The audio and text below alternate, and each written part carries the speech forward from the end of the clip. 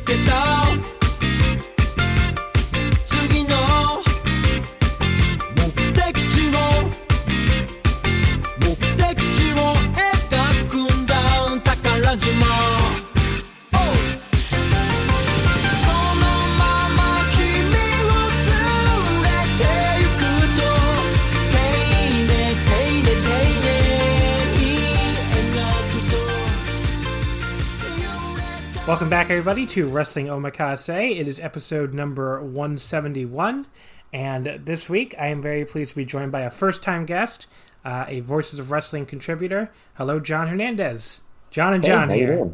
Couple Johns. Couple Johns. So I guess I always like to ask new guests, where they got started with wrestling, and specifically, I guess, with New Japan / Japanese wrestling. So where'd you jump in here? So I was raised. I'm 33. So I'm raised in a Hulk Hogan household, and when he goes to WCW, he brings a young Jon Hernandez with him, and I'm slowly exposed to like Japanese wrestlers through WCW.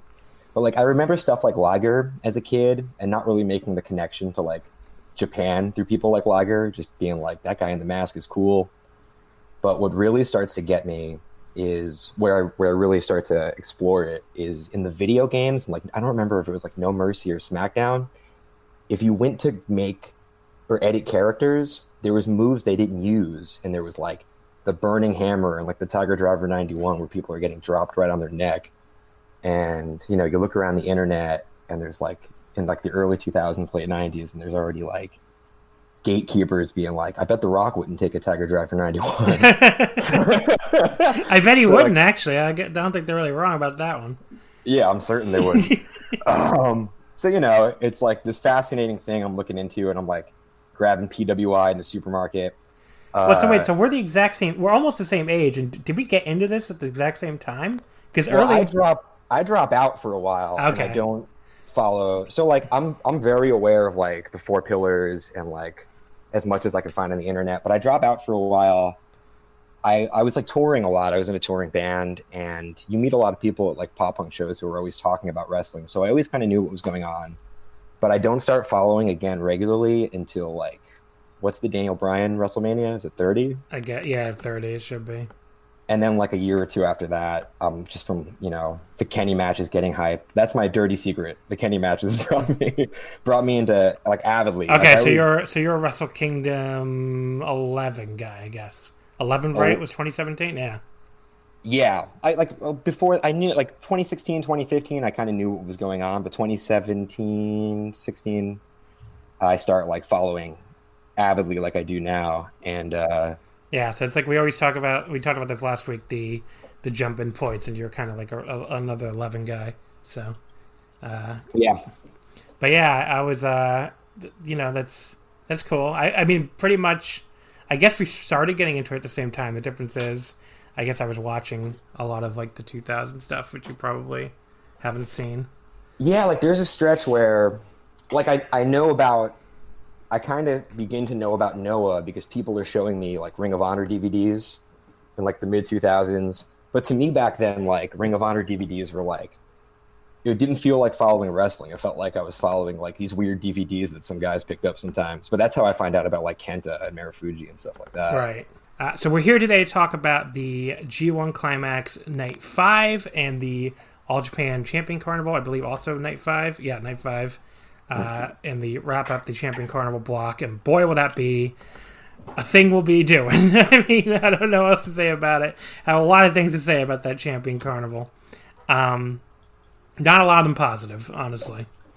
But yeah, so we'll be getting into that. Of course, if you are not a Patreon subscriber, you've missed a ton of audio this past week from us.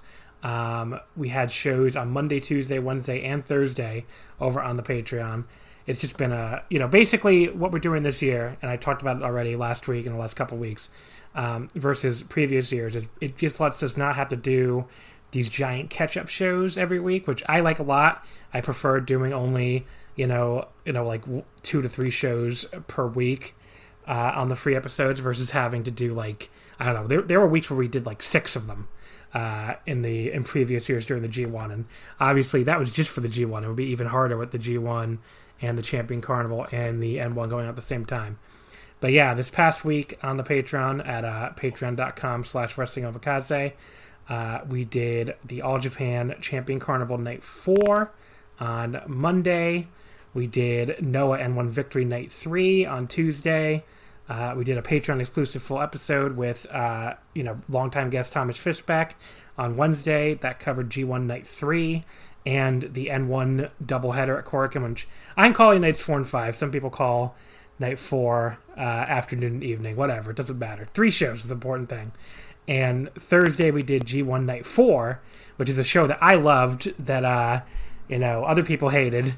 So if you want to hear me explain why I love that show, that's on the Patreon. It's just a ton of audio on all these tournaments. We'll have more coming up this week. It's only $5 to get access to all of it. But yeah, I mean, we were originally going to talk the Noah N1 Night 6 on this show, but fortunately it did not make air in time. It looks like it didn't air anywhere. Like, it didn't air on a beamer or anything. It's going to go up on VOD on Wrestle Universe. It says 9:29 at 5 a.m. Japan time, which is very random. But if it does go up there, and I hope it does, that means we can do it Monday evening on the Patreon, or tomorrow evening from when I'm recording this. So, Noah N1 Victory Night 6 from Niigata, the second to last block night. That'll be tomorrow on the Patreon, assuming it goes up when they say it is on Universe. Tuesday we'll have G1 Night 6 from Korakuen. Wednesday we'll have G1 Night 7 from Korakuen. So all exclusive to the Patreon. So all really fun stuff that I'm excited to cover. Here today we'll be covering G1 Night 5, like I said, and Champion Carnival Night 5. But if you want all our tournament audio, all sorts of stuff, plus everything else we've ever done on the Patreon the last 4 months, all sorts of evergreen audio on past Japanese wrestling, you just go to patreon.com/Wrestling Omakase. Again, patreon.com/Wrestling Omakase. It's only $5 per month. The link is also in the episode description, so can't miss it.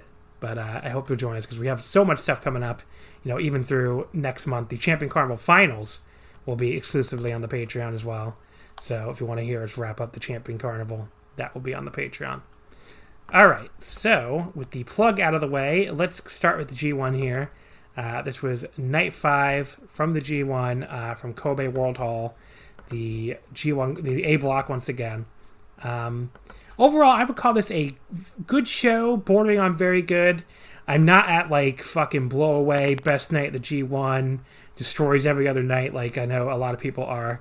So, it'll be interesting, I guess, to go through the different matches and like why I might not be as high on this show as some other people. Yeah, I saw your tweet, and I kind of wish I saw it right before we started, where you said that Night 4 was better, and I was like, I wish I could have just found that out on the pod. Because I guess you don't agree. Well, I probably don't disagree as much as you think I do. Okay. I mean, I just love that Naito Zack match so much. That's, I went 4.5 stars on that. That was better than any match on Night 5. So it starts there. I love Yoshihashi and Evil. You can hear me break this all down on the Patreon, like I said. But yeah, Yoshihashi, Evil, I went 4 stars on. Sonata, Goto, I went 3 3/4. I even like Gianno Tanahashi, which I know a lot of people hated. I did for a Yano match. I thought that's about as good as it gets. Yeah, that was a lot of fun. Yeah. The only thing I didn't like on the show that much was Kenta and Juice, which I only went 3 stars on. But yeah, I didn't even hate that match. I thought Night 4 was really good. Yeah, I thought it was great too. I mean, match. Look, I'm not. People think I'm subtweeting him. I'm not. I'm like, Joe Lanza hated Night 4, and that's fine. Saw that too. Yeah, and it's like Joe and I are allowed to disagree. I mean, I think part of the reason why they have me on this fucking network is that I give some different takes than, the main people. And that's, I mean, Joe and I just sometimes have very different tastes in wrestling. And that's, we like some very different wrestlers and dislike some other wrestlers. And that's fine. I mean, if we just agreed all the time, then what would be the point of the show? It'd be like, Wrestling Omakase, the same takes you could hear on the Voices of Wrestling flagship. It's like, it's like there'd be no point. Yeah. So, I mean, people always think like we have some kind of fucking beef or something because we have, like that guy who replied is not the first person to do that. I'm just like, I don't have any problem with Joe. We just have, like Joe and I get along great. We just have different wrestling opinions. It's not that big a deal. I'm in a Slack where I watch you and Joe interact, but sometimes when I hear either of you guys say like, some people say, I'm like, oh, they're talking about the other one. Like they're definitely John's talking about Joe. Yeah, but I mean, it's fine. Different opinions make the world go round. But yeah, so we'll get into this card here. It opened up with Yota Tsuji losing to Gabriel Kidd in 740 with a double arm suplex. This was like, the usual good Young Lion match. I never feel like I have a ton to say about these, but doesn't mean I don't enjoy them. It started out with the usual, like, good Young Lion mat wrestling, but it got, like, progressively more hard-hitting, especially after Kidd got the ropes after the half Boston Crab from Tsuji. I thought this was an enjoyable opener. I would go, like, 3 1/4, up there at the best Young Lion matches of the tour so far. These two have great chemistry, too, Tsuji and Kidd. Yeah, I've skipped a lot of Young Lion matches or just been like making coffee while they're on. And I definitely have missed a lot of Gabriel Kidd, and nothing he's done has really resonated with me in his Young Lion work, at least. But the only note I have for this match is, wait, does Gabriel Kidd rule now? Yeah, he's pretty good. I thought he was awesome in this match. I already, have been paying attention to Tsuji. But I've liked Kidd for a while though, so I that's not a new take for me. I think he's just I don't know.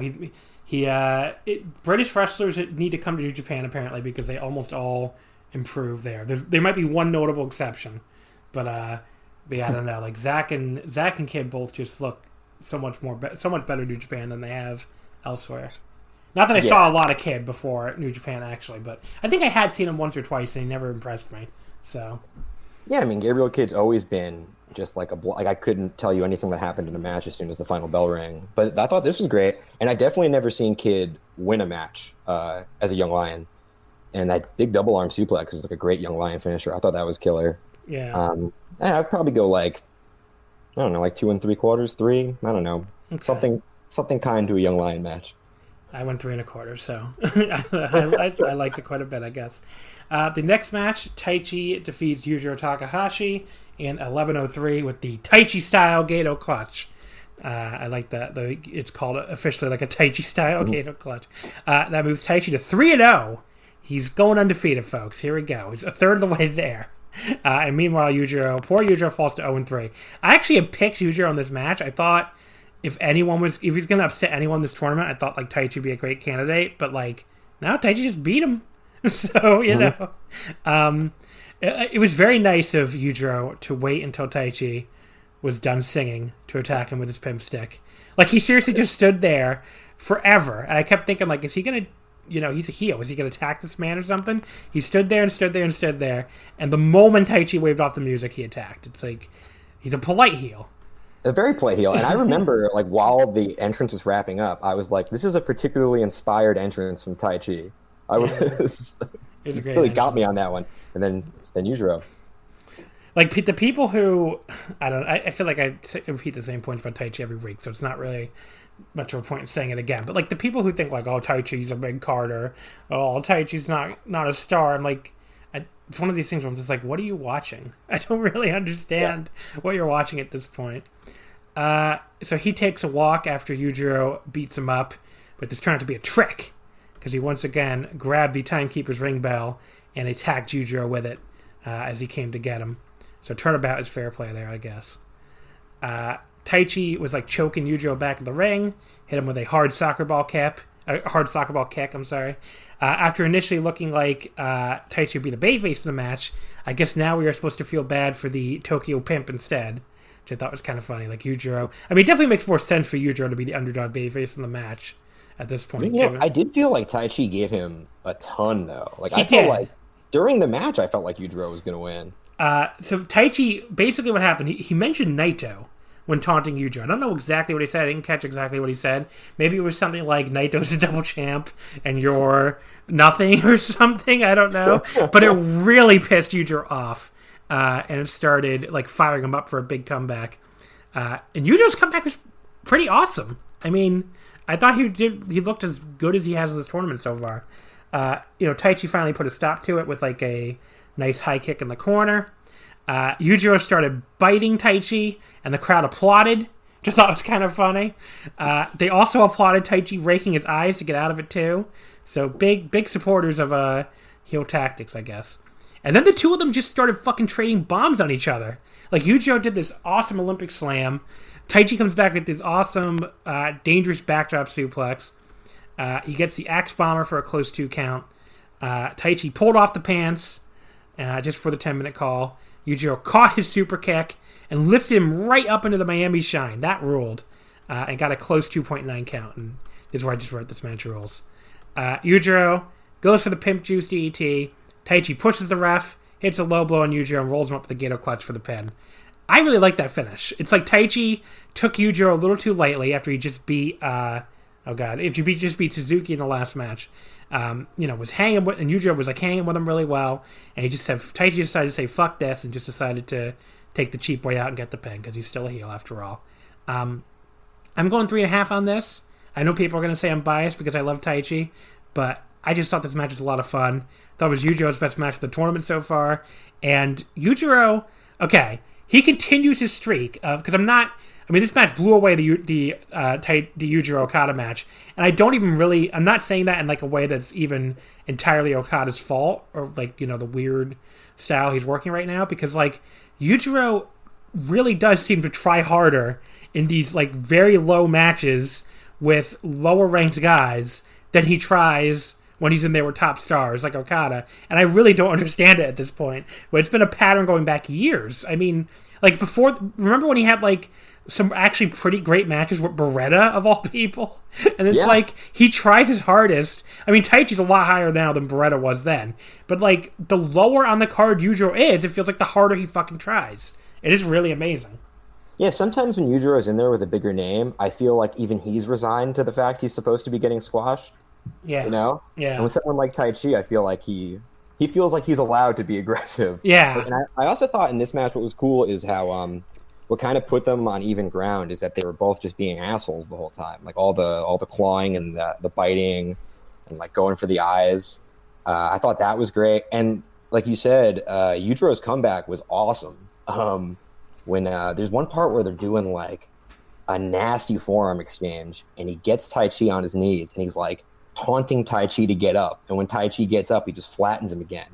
And I was like, who is this? Is Yujiro? Like, where did this come from? Another thing I particularly enjoyed was when Taichi finally rips the pants off. He just gets beat up and catches the kick in the balls for the win like 1 minute later.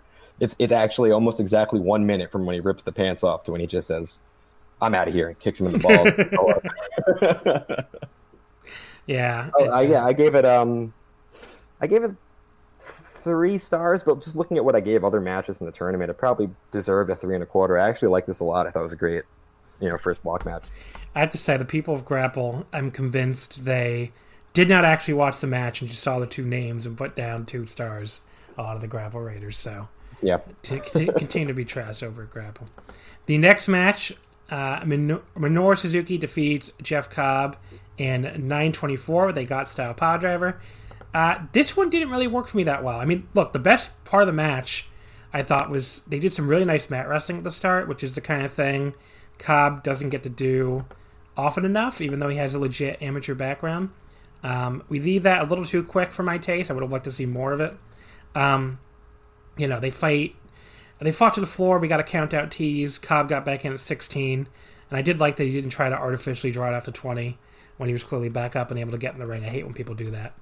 But like there was this egregiously bad shoulder block around the 5-minute mark from Cobb, where it appeared that Suzuki was knocked over by a gust of wind because Cobb didn't actually seem to make any contact, or if he did, it was like only the lightest possible contact.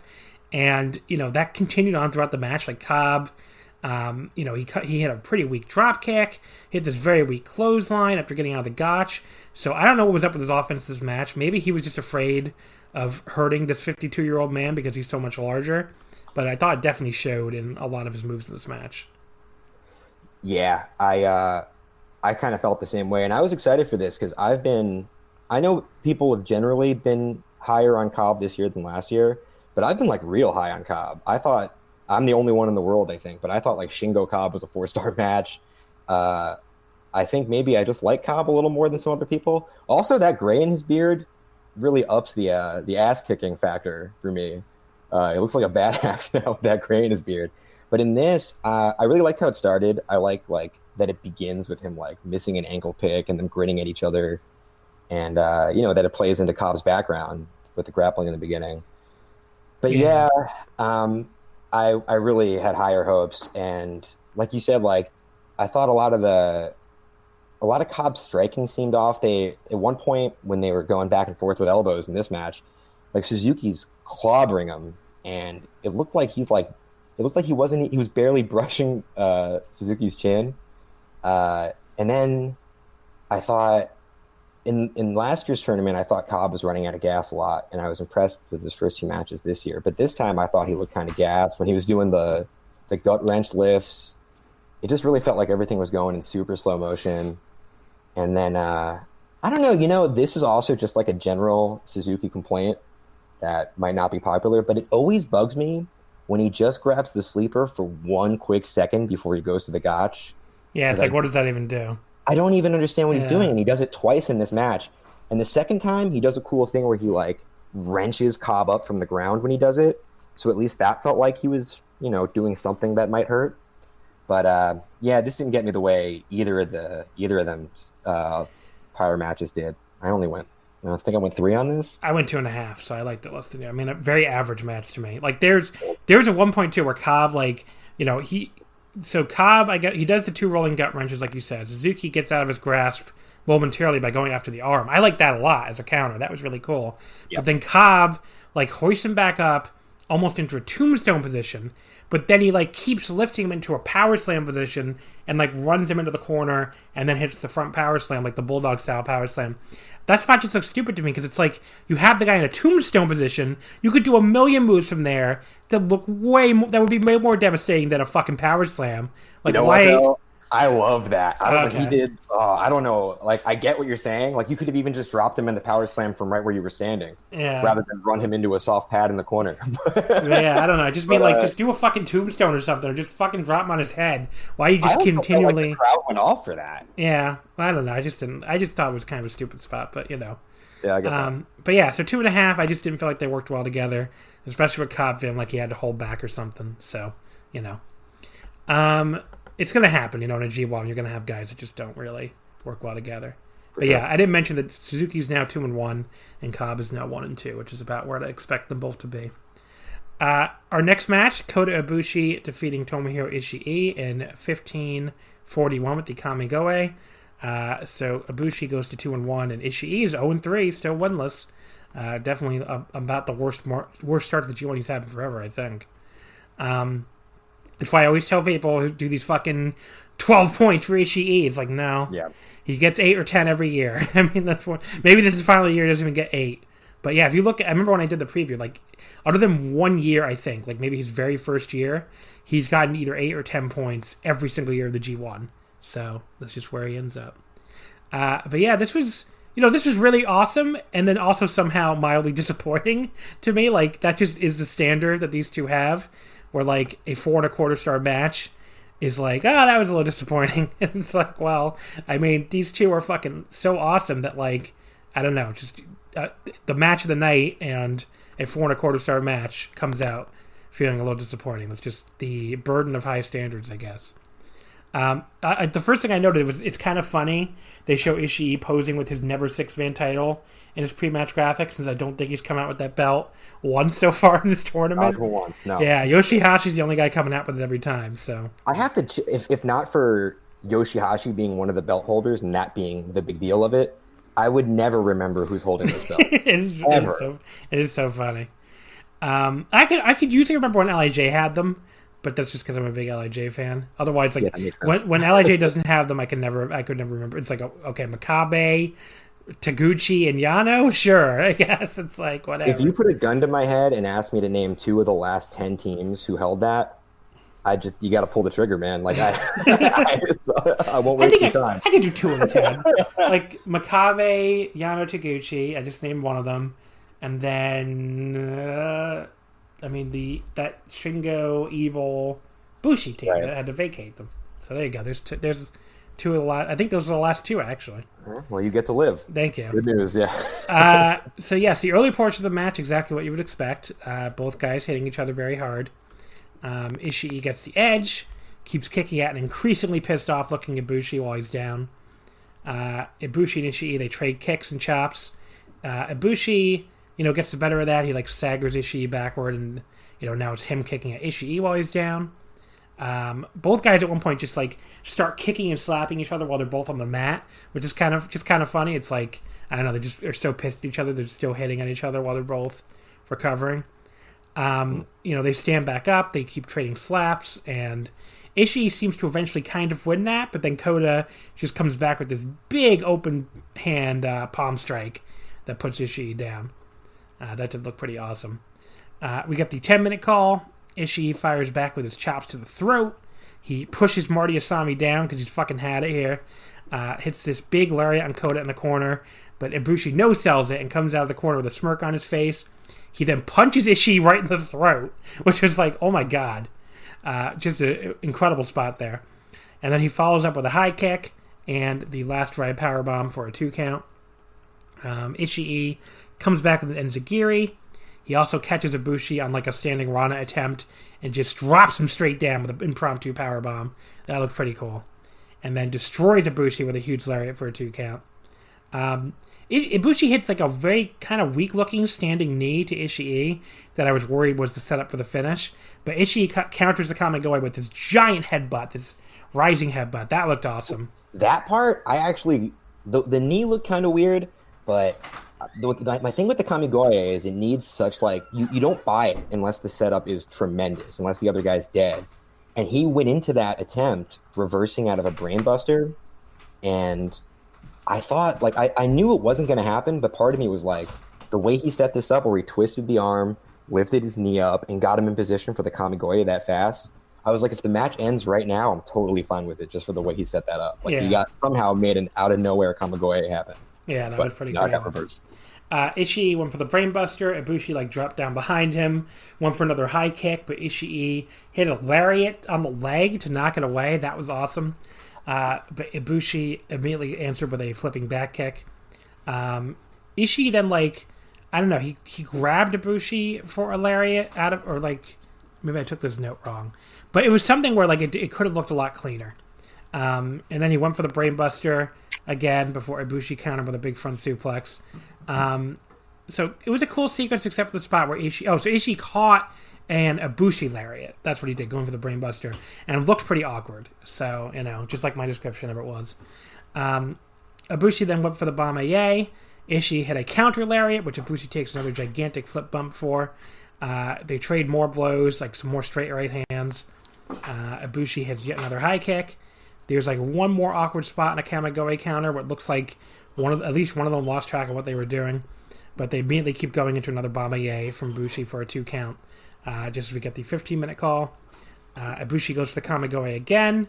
Ishii blocks again, so Ibushi finally hits the big wind-up lariat that Ishii had kept blocking, and then he finishes him with the V-trigger style setup knee and the Kamigoye for the pin. This was, like I said, really awesome as you'd expect, but for me it's quote-unquote only 4.25 stars. And like I said, these 2, that probably qualifies as mildly disappointing. There were just too many little awkward spots, especially toward the finish, for me to go higher. But the match built super well. The final payoff of Ibushi finally hitting his big wind-up lariat to lead directly to the finish. That just very, very good, internal match structure there, building to a finish. So, still an awesome match. Like I said, 4.25. Yeah, during the when we did the Secret Santa, like the quarantine Secret Santa, I got the 2018 G1 match between these two, and nothing could have hurt this match more than me having just watched that match, where I was like pulling my hair out and putting my feet through the wall like while I was watching it, losing my mind. And this one, like, I thought it was cool that they never left the ring. I guess, with how far out of the ring that match went.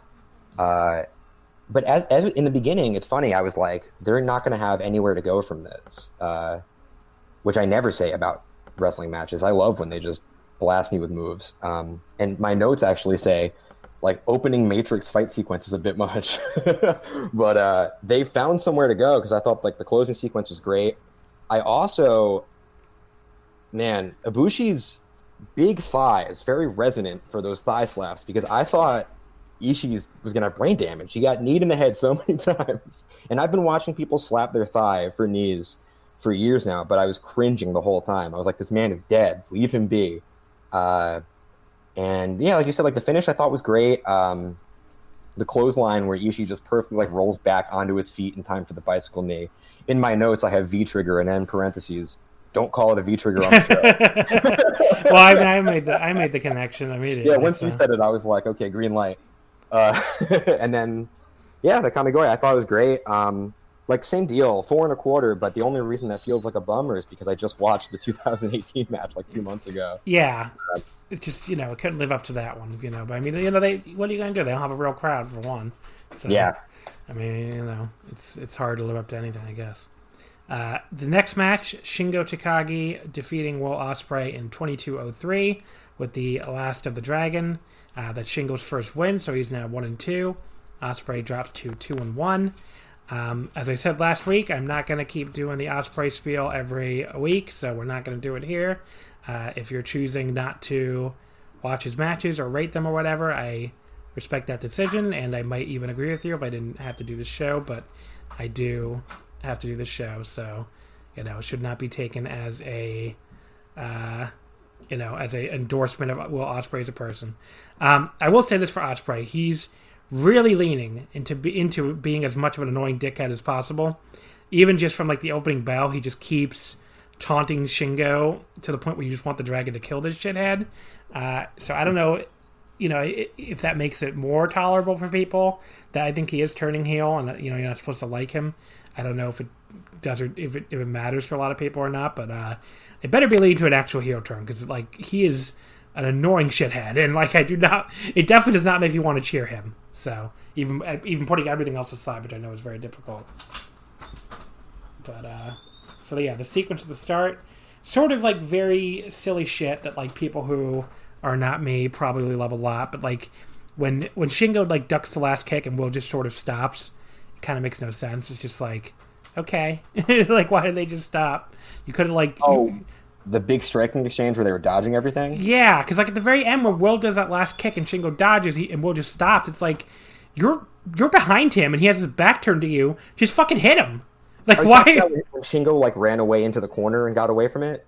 No, like, I felt like it ended with Will. Like, Shingo did eventually go to the corner, but, like, Will just stops after Shingo ducks that last kick, even though he's right behind Shingo. Shingo is not looking at him at that moment, and Will had plenty of opportunity to do something else. So I don't know. See, that's funny. I think I saw it a little different, because I was waiting for that sequence for them to, like, end with each of them, like, pausing in, like, a tacky pose. And I like that Shingo was just like, fuck this, I'm out of here. To me, it looked like he was like, no, I don't want to do this. Just like, okay. Well, that's another way to interpret it, I guess. Will then offered Shingo a handshake. Apparently he has not got the memo. The handshakes are dead for a long time, probably. And Shingo answers with he says in English, why? And he points to the mat and says, this is G1. I thought it was a great, like, little answer. It's like Shingo showing off his English. He knees him in the gut instead of taking his hand, which, same. There's a chop exchange that is fine, but, like, Ospreay just never looks convincing to me at all when he's trying to look like the big tough guy. Being in there with Shingo fucking Takagi, of all people, doesn't help either. But yeah, the middle portion of this match did not land with me at all. I mean, it just felt like a bunch of moves with no real connecting story, which is honestly how a lot of Ospreay matches feel to me. Like, he does moves, and, moves happen. I get why people who love, moves with a Z love his matches, but, like, I'm just not a moves with a Z person, especially at this point in my wrestling fandom. But yeah, Shingo's comeback is finally where this match starts to really click with me. He survives the Oz Cutter, hits the Made in Japan, followed by a huge pumping bomber. Both got good near falls. He went for the Last of the Dragon. Ospreay escaped onto his shoulders.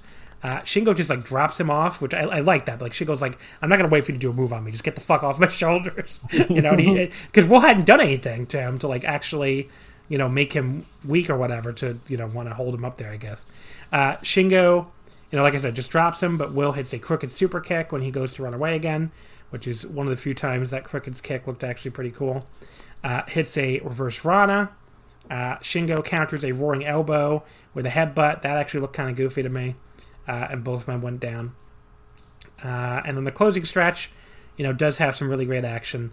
Exchange where Ospreay hits a big kick. Shingo stops him with a lariat against the ropes.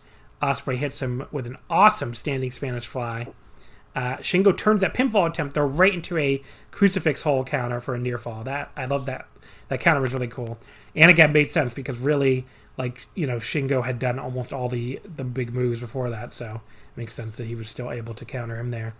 And Ospreay reverses back into his own near fall. They both get back up, and Will runs him over with a huge lariat. I will say, people have said Ospreay's working a more heavyweight style. I did not see that at all in the first two matches. This match might have been the first one where I feel like, okay, I can see the difference, especially since he had a junior match with Shingo before. And I totally agree with that, but I didn't feel it until the very end of the match. Yeah. But at the very end of the match was the first time I was like, Will's working like a heavyweight, and I was bummed he hadn't done it either in the prior matches or for more of this match. Yeah. We get the 20-minute call. Ospreay tries the hidden blade. Oh, and I should have mentioned that whole sequence with the lariat at the end, that was the best sequence of the entire match. I think by a lot, actually. Yeah, I get that. We get the 20-minute call. Ospreay tries the hidden blade. Shingo ducks it. Ospreay comes back with a series of super kicks. Hits a big roaring elbow. He goes up top for the Oz Cutter again. Shingo recovers and stops him on the top rope. He lariats him off the top. That looked awesome. He then picks him up on his shoulders and heads up to the middle rope. He hits the Stay Dream, which is like that middle rope, almost like Death Valley Driver-ish thing, but where the guy lands really on his head. Has he ever done that in New Japan before? I don't remember him ever hitting the Stay Dream before this.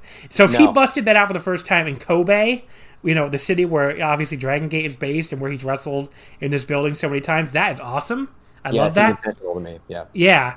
But now, what I didn't love was fucking Will Ospreay kicking out at 1 when this move looks like it could fucking kill a man, and he kicks out, and Shingo is debuting it for the first time, and Mr. I Can't Fucking Sell For It, apparently, kicks out at 1, and then Shingo goes for another pumping bomber. Ospreay immediately recovers and starts running super fast, too. You just got dropped on your fucking head from the middle rope, sir. And Shingo just kills him with another pumping bomber anyway. It just would have been nice for Ospreay to sell that move that looked deadly that Shingo was doing for the first time ever in New Japan, but I guess I would be asking too much. And then Shingo then follows up the Last of the Dragon for the pin pretty quickly after that. So I thought a lot of the end part of this match was spectacular. Will no-sell in the Stay Dream annoyed me a lot, as you could probably hear in my voice when I was ranting about it. But I just thought this had no story for a lot of the way. It was just a bunch of moves, especially in the middle when it honestly did lose my interest. Nowhere near as good as the Best of Super Junior final, in my opinion. And I was lower on that than a lot of people anyway. I went 4.5 on that. But this one I went 4 flat on. I'm sure many other people will be way higher than me. I thought the closing stretch was spectacular, but other than the one, without that Stay Dream part, I'd probably be 4.25. But the Stay Dream annoyed me enough to knock off a 1/4 star. So, yeah, there's a lot. I also was one of the lower people on the Best of the Super Juniors match at 4 3/4. I still thought I was one of the lowest people. Yeah, everybody gave it 5. I know. Yeah, I thought it was the second best. I was in the building for that too, and I still gave it 4.5. So. Oh wow. Yeah, there's one thing I don't think you mentioned that I was losing my mind about. one of the wraparound kicks, like Will's completely behind Shingo and doesn't seem to make any noise, and he goes for the wraparound kick, and Shingo moves out of the way of it without looking. It misses him by like a centimeter, and I was like, how the hell did he do that? I thought that was the coolest spot in the match. But yeah, I don't know. There's one stretch like I am often guilty of liking matches, moves with a Z matches. I like lots of stupid wrestling. But there were points, and I also think Will gets an unfair rap sometimes for being a moves guy. I get why people say that. I've said this before. I think the whole thing where Will turns every match into a Will match is a thing a lot of popular wrestlers are guilty of. But I did think there were points in this where maybe Will took it a bit far. There's one stretch where he does a coast to coast, a bloody Sunday, a shooting star, and the flip Liger bomb, like within under a minute, I think. And it's like, has he been doing the bloody Sunday? Did I forget that? Is that something he recently added? I don't think so. I think he just decided to do a bloody Sunday. Man, that guy. He's like a fire. Which by the way, which Jay White does, because Jay White does that bloody Sunday variant because he's the new fucking leader of Bullet Club to call back to Finn Balor, and Will Ospreay's just like, I'm gonna do a bloody Sunday because I feel like it. It's like, what the fuck, buddy? Yeah, it's like a Fire Pro edit where someone stuck a finisher in each of the O moves. Yeah, like, it's like nonstop. And also, I think you've said this before. Like, I'm totally burnt on the Os Cutter. It sucks. It sucks. It's when not. It's on the outside on the rail. I think that still kicks ass, but no one buys it as a fall anymore. The problem with the Os Cutter is like, I could tolerate it to a degree when it's a finisher because it has such a goofy and convoluted setup, and I think goofy and convoluted setup moves are far more tolerable when it's your real fucking finisher you're going to end a match with. But like when it's just another near fall, when it's just a fucking signature move, it's just like I don't want to see you fucking go for this 5,000 times and like have to leap into the middle rope and perfectly extend your hands backwards and probably get countered the first couple of times you try it, all just to lead to the guy kicking out anyway. It just makes his matches way more convoluted than they need to be. Which he does plenty of convoluted moves anyway, so it's like, And even the best Os Cutter has a little bit of the other guy diving right into it, which I still am totally fine with mostly fine with it if it's your finisher. And also, like, he does two versions of it too. He does that fucking top rope one, and that doesn't finish matches either. So why do you need two versions of a signature move? I don't understand. The top rope one, he can, like, I get it because he beat like undefeated Shingo with the top rope one. In this match, I thought calling back to that was smart. Yeah, I think, but he does it all the time. He does it all the time. He does it all the time now. And it doesn't like didn't Ishii kick out of it? Was that the top rope one? I think he kicked out of the top rope one. I could be wrong. Like, that's supposed to be like your super finish now, or at least it seemed that way. And I thought it was cool that that he calls back to it at least. And Shingo cutting it off was cool. I actually thought the kick out at 1 was kind of okay because part of me felt like they were trying to trick you with like Shingo getting a win back with a move off the second rope, but like a super move. It didn't work, but I felt like that's what they were going for, and I didn't mind it because he wrapped them up like a second later. See, to me, if that's what they're going for, that should have been a 2.999 count, and it would have been really cool and be like, oh, he actually survived this new move that Shingo busted out. Instead, it's like, okay, I kick out at 1, so I make this move that Shingo busted out for the first time in New Japan look fucking stupid as hell, and then I'm running as fast as I can 2 seconds later, before Shingo does put him away. It's just, I don't know, it really annoyed me. Yeah, I get that. You know what else I don't think you mentioned that was great is when he goes up to Milano and he gets Milano to be like, "You're a superstar." Yeah. And then he runs right into a Death Valley driver. Yeah, that was pretty funny. Yeah, but it seems like I'm just dumping on this match, and that's really just because it's more interesting to point out flaws in a match with Will and Shingo, but like at the end of the day, it's still like, how bad could this match have been? I ended up going 4 on it because, and I don't know, maybe maybe it's like the last match, maybe I'm unfairly comparing it to a prior match.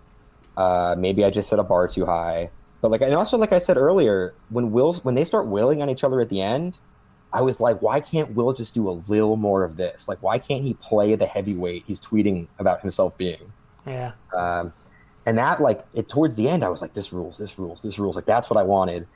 But, I still thought it was great. Maybe I'm being unfair with the 4. Like, I still think Will's a great wrestler and Shingo's one of the best in the world. But I wanted this to, like, knock me on my ass just a little more. Yeah, I agree. So the main event of the show here, Jay White defeating Kazuchika Okada in 1848, the Blade Runner. Jay goes to 3-0, and Okada's now 1-2. Okay, so like this is a match which I'm going to go through it. I have a lot of things to say about this one. It's not a bad match. It's the first thing I will say, but I don't know where some of like the really high ratings I've seen are coming from for this, honestly. So Jay comes out. He continues to make fun of the crowd for not being able to chant. He actually grabs the mic and like mockingly tries to lead them in an Okada chant as Okada's making his entrance. Now, I can't remember the last time a New Japan wrestler started talking over the mic while someone's entrance theme was playing and the other guy was coming out. So since that never happens, that was kind of jarring in a good way. Like, it's just almost like, what an asshole. Yeah, it's great. Sure. I mean, that's been Jay's like I praise him a ton, whatever show we talked about, night 3, I think last week's free show. They all blend together after a while. But yeah, I mean, Jay White has like hit another level as like a real top star during this tournament. That did not change in this match either, even though I didn't love the actual match nearly as much as his other 2 matches so far.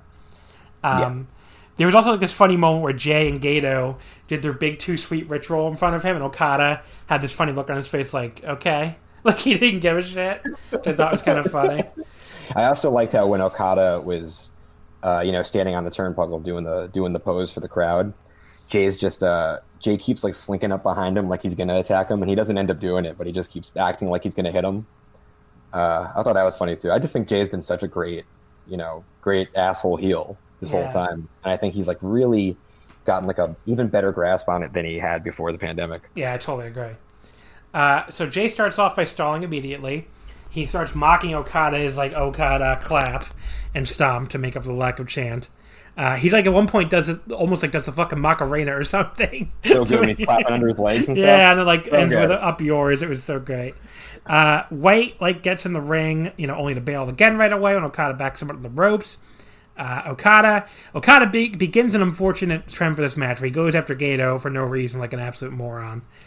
He backs him up into the corner inside the ring and like just stands there for way too long. It's probably only a few seconds, but it felt like an eternity. Just Okada standing there over with Gato in the corner doing nothing before Jay finally jumps him from behind. Definitely not like Jay was late, because why else? It did feel like Jay was late. People have spent every Jay match trying to just hit Gato once, and you have him wide open, like murder him, get him. Yeah, it was really weird. Like Jay did, maybe that was Jay's fault. But yeah, Jay finally jumps him from behind. Definitely not the best Gato spot there. So Jay's heat segment here like brings me back to more of memories of like Jay's bad matches from prior years, with like these really boring heat segments. A big problem of it, like I said, I've talked about this a lot on the show, but Okada has always been a very weak seller for me, and this match is no exception at all. As the ice cream truck drives by, I don't know if you can hear that. I actually opened my window to see if it was on my end. Yeah. So like I don't know, like Okada, he's a very unsympathetic character for me. That's number one. And this run does not change that, because it's like, yeah, he's losing, but like he's losing because he refuses to do the move that we all know beats everybody in the company and has beaten everybody in the company for no adequately explained reason.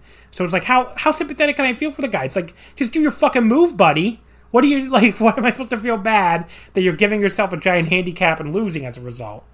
And then he doesn't know how to do anything, even like his actual physical selling, but these big, like, open-mouthed, like, like screams of pain that look hokey as hell. It doesn't help you connect at all. So, I blame a lot of this on Okada and not really Jay here for this heat segment being so boring. Okada comes back with a series of running elbows and a DDT. Definitely not the most exciting comeback ever. Gato trips him up from the outside. He once again feels the need to chase Gato around ringside. This time, though, he does keep his eye on White, and he's like ready for him when White tries to jump from behind. And he delivers maybe the worst double DDT I've ever seen. Awful. Okay, cool. Yep. Like the worst double DDT. Like I don't know who messed up there on the timing or what, but like that looks awful. Jay's head comes nowhere near the ground. It's nowhere near the ground. It's like, what the fuck? Okada puts on Gato's hat. That's kind of funny. Cute little spot. But yeah, the fucking double DT just completely terrible. He tries to pick White up for a signature reverse neck breaker back in the ring. His back is giving out from, was taped up and White was working out earlier. Good psychology, but Okada once again makes it look very corny with his hokey, oh no, my back, type selling. Both guys just collapse and do nothing, which is not the kind of spot this already slow and boring match needed. Okada finally gets the reverse neck breaker, goes down selling his back again. This is like the exact inverse of the Shingo Ospreay match. A clear story here that makes sense and is good, but the actual action is like boring as hell. And again, not helped at all by Okada's pretty bad selling. We get yet another Gato up on the apron spot, but it just leads to Okada drop kicking White when he tries to charge in. Jay manages to come back with a deadlift German, which looks cool. Gato on the outside calls for the Rainmaker, and Jay does the full pose before trying to hit him with the move. That would have been really funny and would have been awesome, but it definitely played in the story, I guess you could say, of Okada right now. But Okada countered it anyway. He hits the tombstone. We get the 15-minute call. Okada locks in that goddamn stupid Cobra Clutch. Jay barely even sells it. That's probably the right decision, because it's like, no one's losing this move except like Yujiro, so it's like, why should Jay sell? He's a big star. He quickly. I can't believe this, but I have this like specifically in my notes that.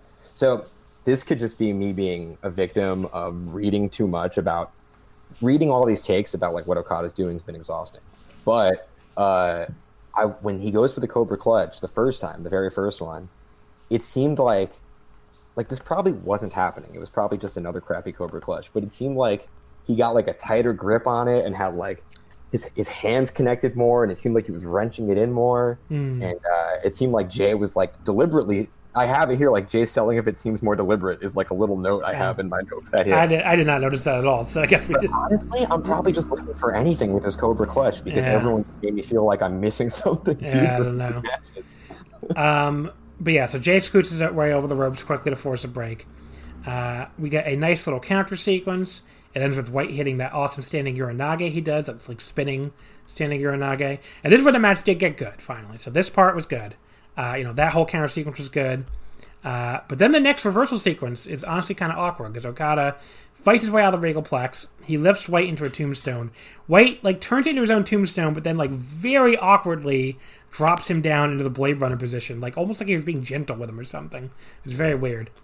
Okada gets out and it's a very mad drop kick, not even close to his best drop kick, which people insist he's doing that on purpose, fine, but it just was not a good drop kick. If Okada is doing poor drop kicks because his back legitimately hurts or something, or if he's doing this on purpose because he's worker of the fucking decade and whatever people want to say, the end result is the same thing. It's still a pretty mad drop kick, so it doesn't really matter to me. Gato runs in right in front of Red Shoes, apparently just trying to get Jay disqualified. I don't know what else he was trying to do, but Okada just drop kicks him in the turnbuckle anyway. Okada then locks in the Cobra Clutch on White again. Jay goes to his eye at first to break it, but Okada hits the Roaring Lariat and then locks it in a third time. The crowd starts clapping. I couldn't tell if they were clapping for Okada to get the submission or trying to rally Jay to escape, but that's the problem with the clapping, I guess. Jay gets out of it with a low blow after Gato distracts Red Shoes. He goes for the Blade Runner again. Okada counters the Cobra Clutch again. Jay, this is especially where he just he fucking shrugs that Cobra Clutch off like it's nothing, hits the half Nelson suplex, and then a pretty weak looking Blade Runner, the worst I can remember him hitting him forever, and that gets the pin. Certainly definitive. You have to say that. Okay, so first of all, I don't need to be screamed at about the Okada storyline again. I get the Okada storyline. This was just not all that great match. It's with a Jay White who was on a roll before this one. I went 4.25 on his first match with Shingo, and I think 4.5 on the match with. Let me look it up actually. Yeah, 4.5 on the match with Ibushi. So he had two amazing matches before this, and I'm not going to blame him. But the Gato spots were the most obnoxious they've been in any of his 3 matches so far, I thought. I don't know, it just felt very egregious with Okada chasing this guy around like he's the fucking Wile E. Coyote and the Roadrunner. It was just really, it got really absurd after a while. I get that Okada's supposed to look like a dork with the stupid Cobra Clutch thing that isn't working. But, it just doesn't make for entertaining matches. I mean, that's what I'm here to do, is rate these matches, right? And it's like, people complained, people accuse each other of hypocrisy on this evil thing versus this, because, like, the people who like the evil stuff will say, like, it wasn't enough to tell people back then that evil was telling a story, which is true. But really, this is one of those things where I guess both sides are being a little hypocritical, probably. But I honestly just enjoyed both of those Evil Naito matches, especially the Evil Hiromu match, too, a lot more than any of these Okada G1 matches so far. So, it's not even like just telling a story is good versus telling a story is now bad. Those matches were better. And that's just my opinion. I went 3 1/4 on this. It was not like it was bad or anything. It just never clicked with me on any kind of main event level. I was even feeling lower before it finally did get pretty good towards the end. But I suck now, Okada, as you could call it. It is not interesting or fun. And I really, again, I say this every week now. I hope to God this is not leading to him just being like if the payoff to this is Okada being like, the Rainmaker, that's a good move, and then winning the rest of his G1 matches, that's going to be a terrible story. I'm sorry. Yeah, and it really seems like that's where we're going, because in this match, the Cobra Clutch thing, the first time he did it, I thought, I must have read it entirely wrong. But the first time he did it, I was like, okay, this kicks ass. He's figured out the Cobra Clutch, and he's mad. I was off by a mile. Way misshot that one. I shouldn't even be saying this on a podcast. But yeah, as it goes on, as he goes in like the second and third Cobra Clutch, it feels like he made like a bet with a friend and is being stubborn or something. He's like, no, I'm telling you, the Cobra Clutch is cool. I can make it work. I just don't see any fucking storyline reason for why he would do this. They've never had him adequately explain why he would do this. They've never explained why he's being so stubborn. Like if he lost, it would have been better if he lost a fucking match to somebody before when this all started, where he wasn't allowed to use the Rainmaker anymore for a year or something. Then the story would make sense. As it is now, the story is just Okada giving himself a handicap for no fucking reason. Yeah, and it's like, if you can put someone in a Cobra Clutch 3 times, you could probably find an opening for a Rainmaker somewhere in there and win a match. And honestly, when this match started, I was praying that this would be the match where Okada just figures it out and starts winning, so I wouldn't have to talk about the Okada storyline where he sucks now. But I don't know, like, when this match began, I actually thought they were doing everything right, because the 2 matches that preceded it were such like insane sprints that you couldn't attempt to compete with those as that sort of match. So I thought like Jay working the back slowly was great for when he's just elbowing the back over and over. I thought that was a great approach. Anytime Jay slows down, I think he's gotten really good at it. And Okada, I don't like when I love Okada's selling, but I don't love when Okada sells a limb. Does that make sense? Yeah. Like, Okada's really good at making me feel like this match is grueling, but he's not really good at making me feel like his back hurts. Like Okada does the touch a limb and go ouchie thing that bugs me a lot. Where if you just grimace when you go for the air raid crash neck breaker, I get it. I know what's happening. You got a bandage on it. You got elbowed in it 1,000 times. Stuff like that. But I thought the pace was smart. I loved Gato yelling for the Rainmaker. I thought that was a great spot. I honestly think Jay White should have hit the Rainmaker. I think that would have been the story. He doesn't have to get the pin with it. Okada can kick out. But I honestly think the story would have been way better if Jay had done the Rainmaker successfully to Okada, and then Okada kicked out, and then Jay beats him. I just think that would have been like, it really would have driven it home. So I'm disappointed. I totally agree with that. But I also think, Okada kicking out of it would have been the right thing, because I thought at the end, like you said, the third Cobra Clutch, Jay just shrugs it off. Yeah, Jay's just like, fuck, I'm tired of this move, buddy, and just gets out of it like it's just like he gets out of it like it's nothing. And it's just like put like a sleeper suplex, like just like that. I mean, I get that the move is supposed to suck, but it's like, at this point, Okada looks like a fucking dipshit for not understanding that the move sucks. It's like, he's got Taichi next, and Taichi's 3-0. I assume he's going to beat Taichi.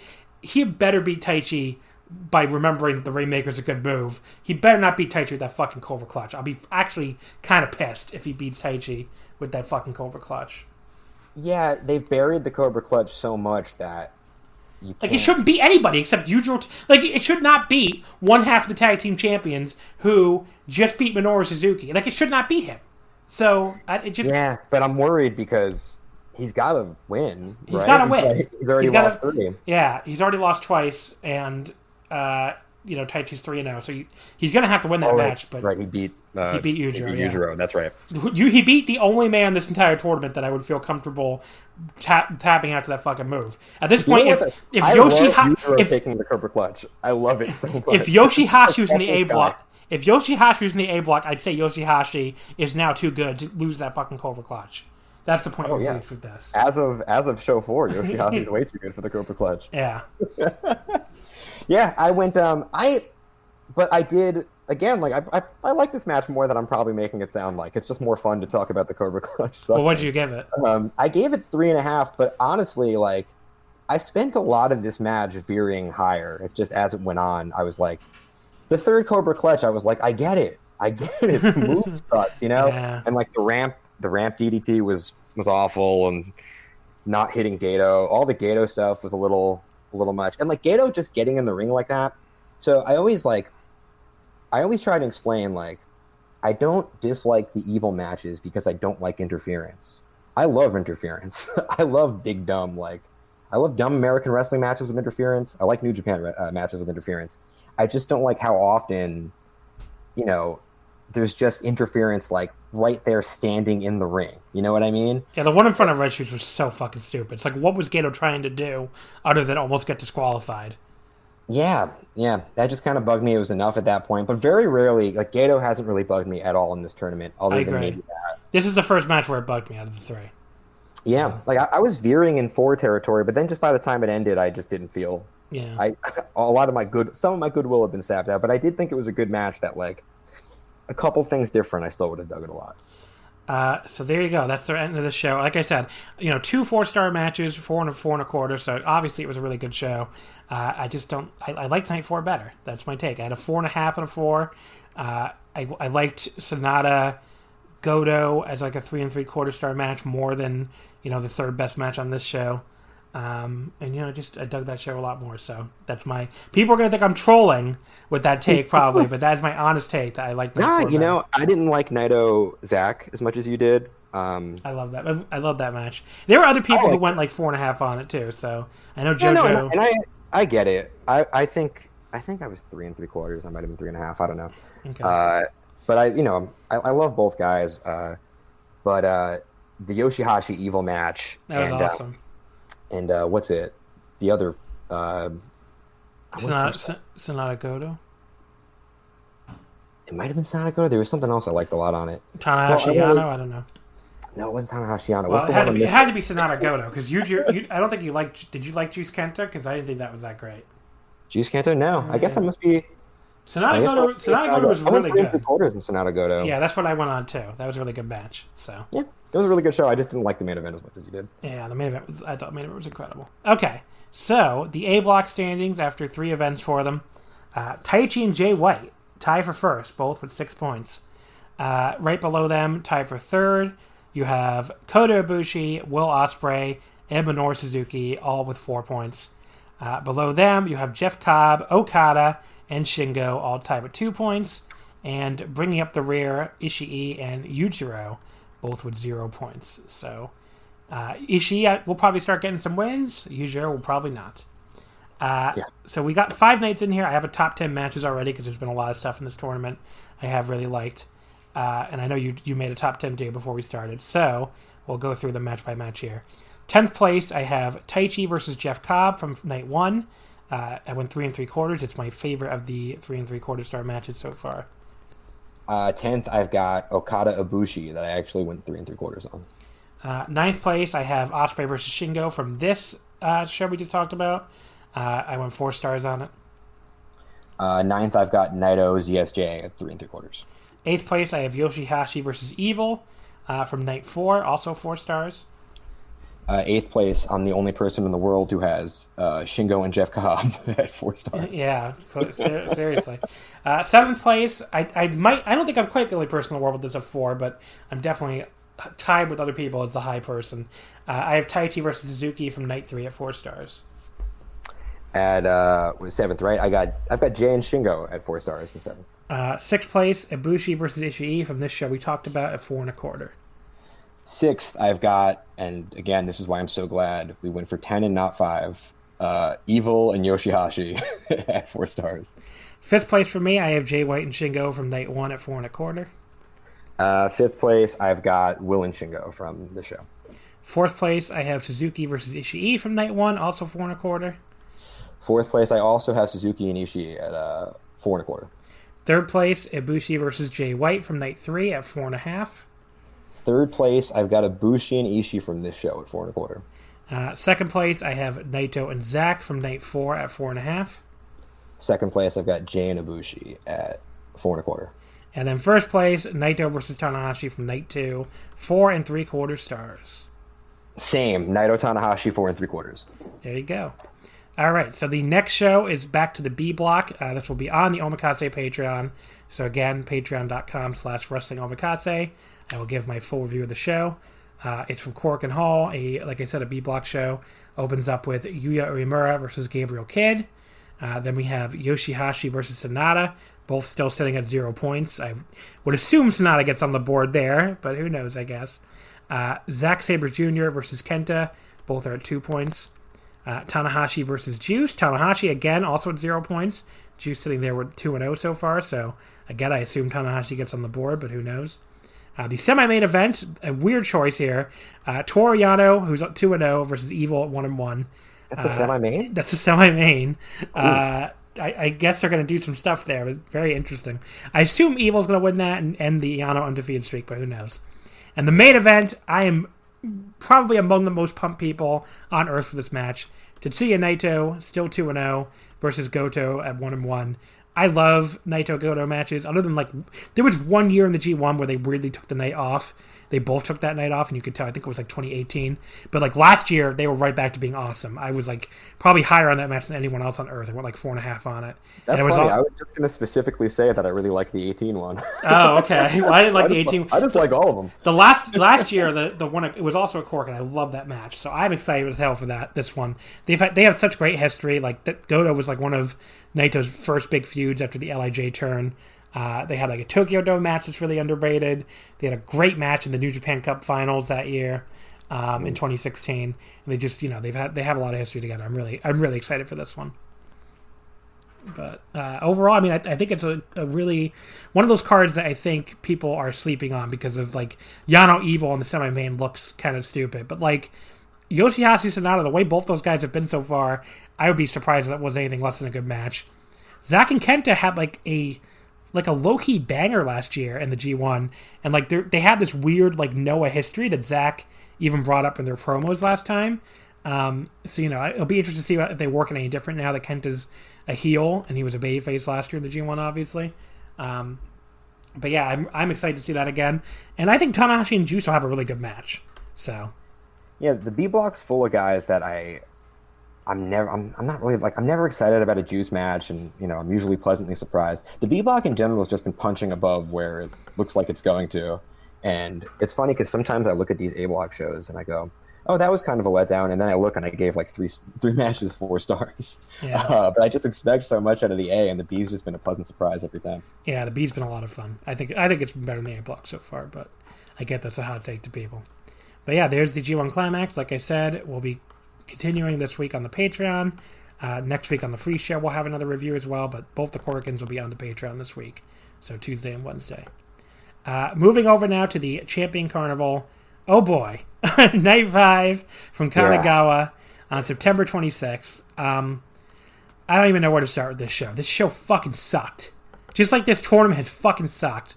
You know what the worst part is? Right before this show started, I was hit with the realization that the Noah show definitely was not airing. Yeah. And going right from realizing the N1's been the thing. The G1's been objectively better, I guess, but the N1's been the thing.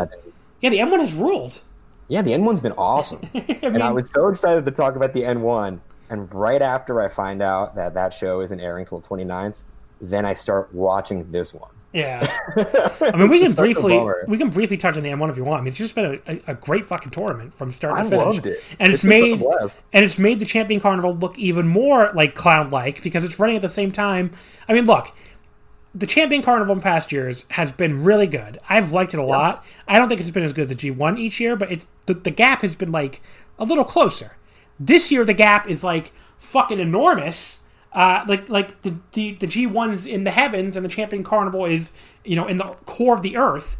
But then the problem is the N1 has also been fucking great. So it's like, everybody understands that the All Japan and New Japan are not close to the same level at this point. But like, to get clowned by Noah to this degree, I like Noah, but like they were in a little bit of a rough spot during the COVID stuff. Like they were definitely a little boring, and like they definitely had some shows that didn't connect with me, especially in the later part of the COVID. But like, Noah and All Japan, whether you like either promotion or not, more or not in the past few years, I think most people would agree they're much closer in level than New Japan and All Japan. And I think a lot of people would have put All Japan above Noah before these two tournaments.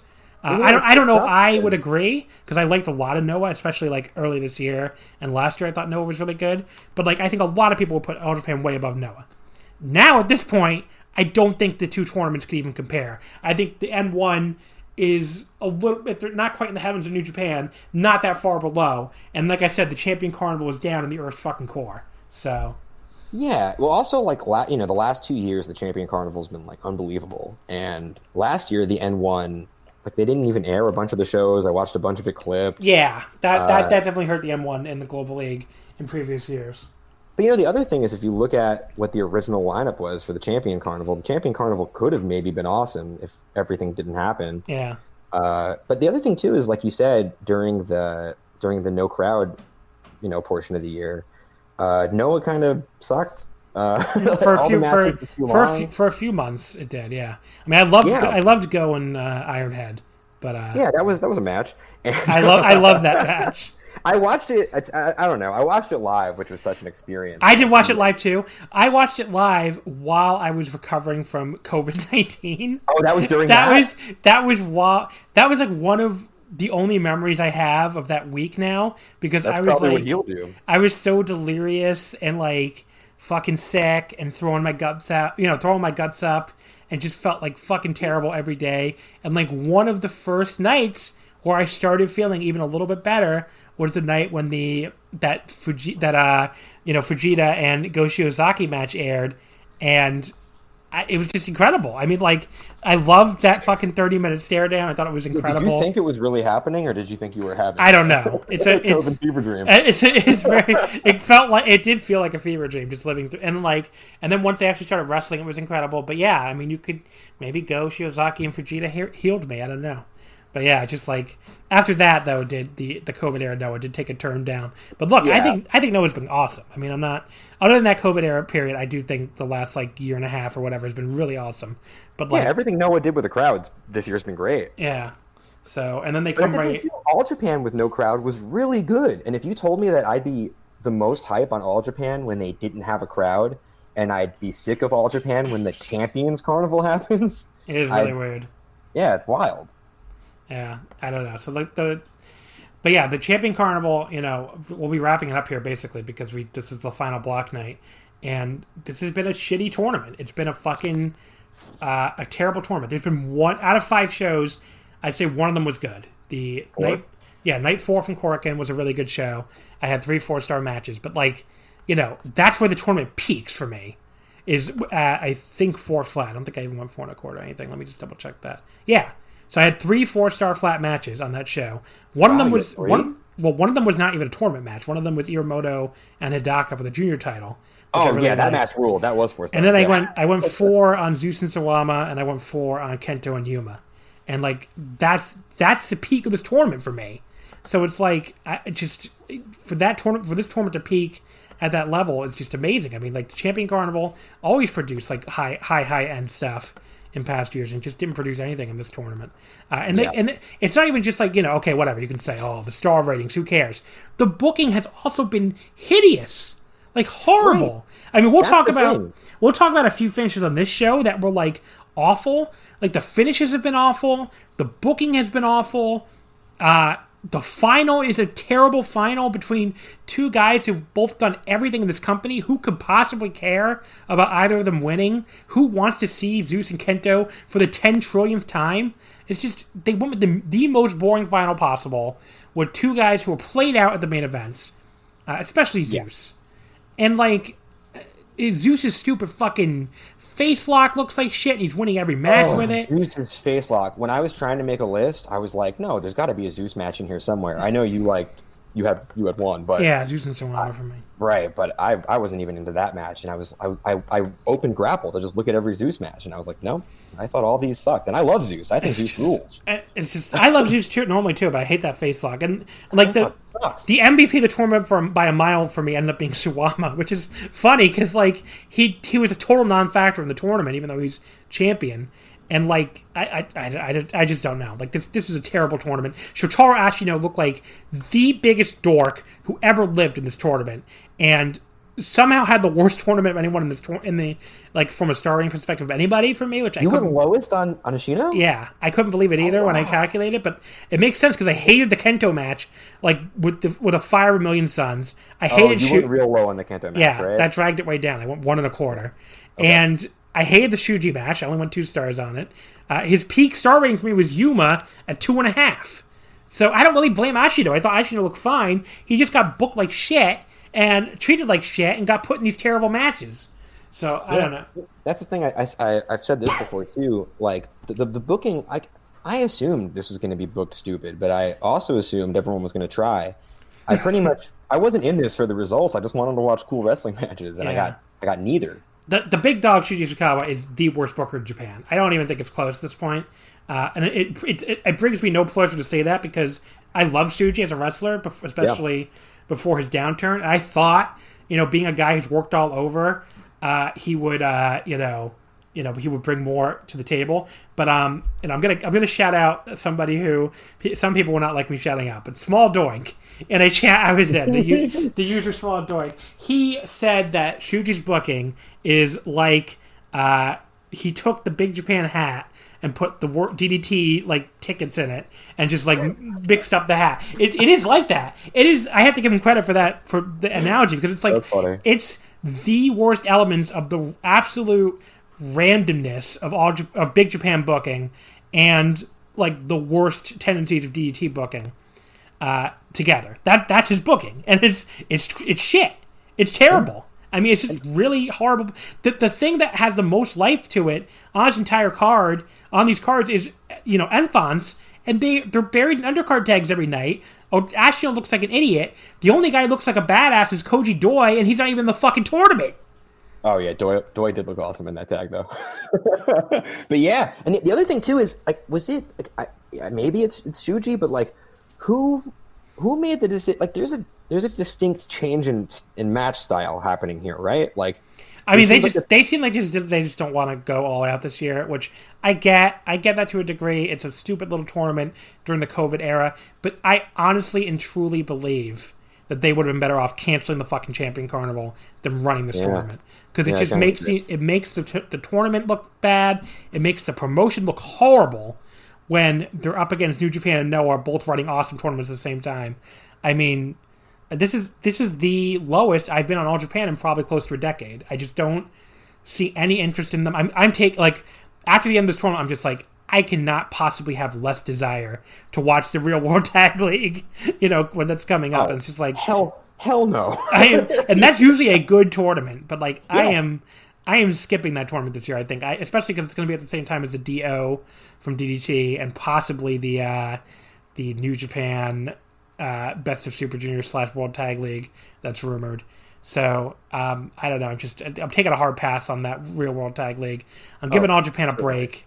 Especially after watching these 3 tournaments all at the same time, you couldn't pay me to watch the Real World Tag League. Yeah, I mean, I'm giving All Japan a break after this because this is like they need something. They need a shakeup. We need some new blood in here and just try something else. Like, I know people hate Jake Lee, but Jake Lee, like, getting a chance on top would have been a million times better than another Zeus Kento final. So that's the thing I was even bummed about. I thought Jake Lee was gonna I thought he was gonna be in the final and win it, but I thought Jake Lee was gonna like bring it. And there's only, I don't know, I was into like 2 Jake Lee matches, but he's like the same as everyone else. Like no one really. I thought he's been like, he's actually like tied for my second favorite wrestler in the tournament with like a 3.06 average star rank, so it's not saying it's much. Probably like that for me too. But like, you know, he tried at some points, but like, yeah, he definitely fell into the same malaise everybody else had. All right, so let's get into this actual card. First of all, the dark match, I guess, was an actual dark match because they didn't air on All Japan TV. Ryuki Honda versus Dan Tamura.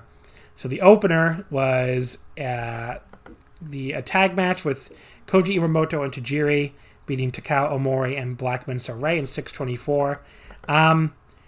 So like, the other thing about All Japan is there's a lot more comedy now.